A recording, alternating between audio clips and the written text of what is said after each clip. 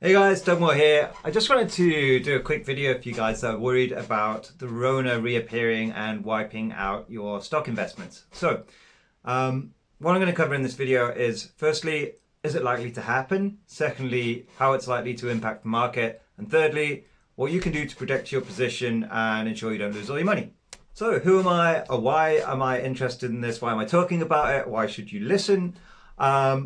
I am not a financial advisor, I'm not a medical professional, however I am a data specialist, and I've spent the last 10 years of my life working in investment banks, working for not-for-profits, working in startups, and a large percentage of my career has revolved around analysing and understanding data sets to solve complex problems.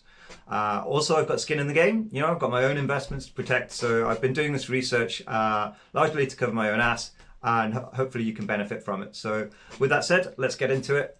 But before we do, please smash an early like for me. It'll really help out the channel. And if you're interested in this kind of content, then please hit the subscribe button, click the bell so you get all the notifications. And of course, if you have your thoughts on it that differ to mine, I would love to hear about it and discuss in the comments. Okay.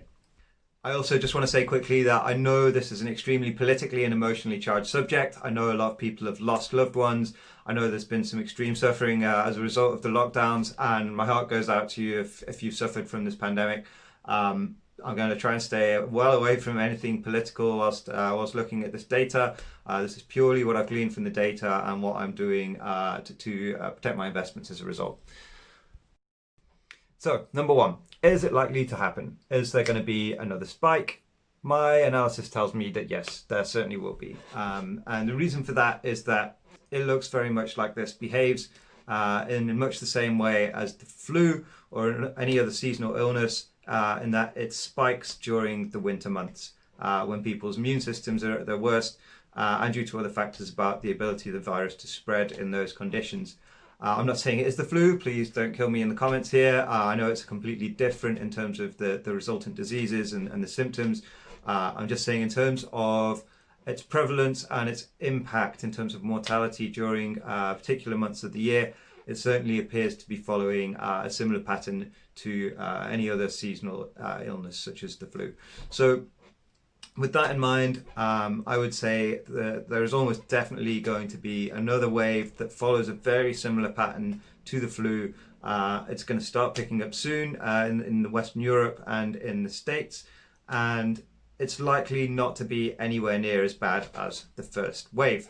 Why do I say that? So if you take places that have been hit the hardest in the West. So take London, take New York. These places basically had the virus rip through the population super quickly.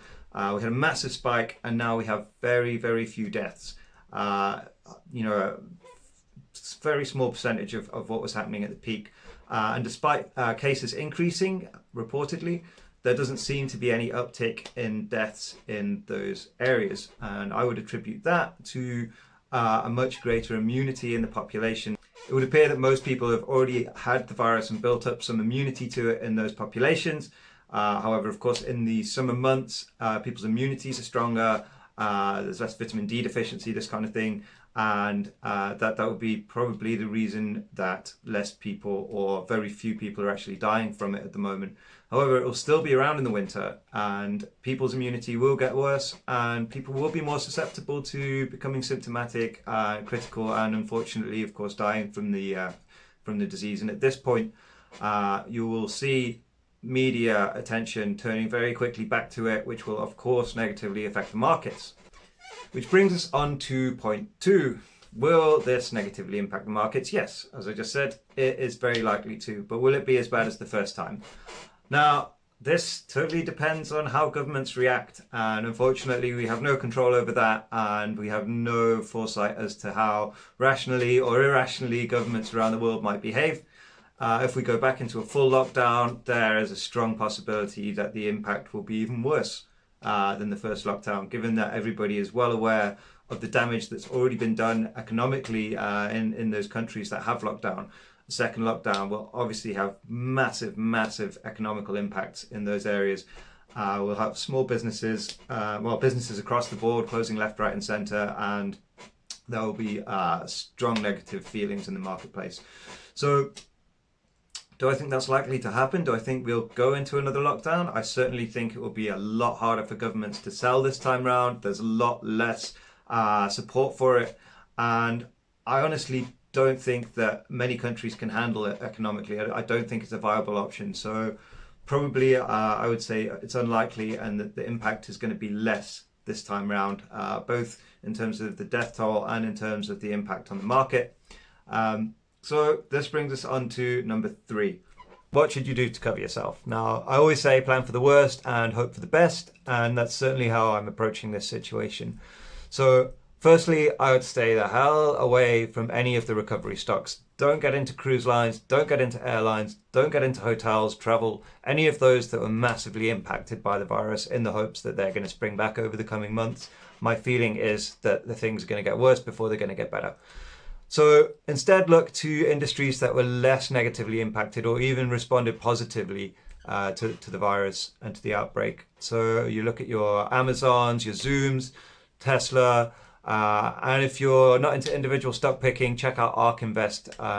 Innovation responds very well to crises, and that's evident in the performance of things like ARKK's ETF.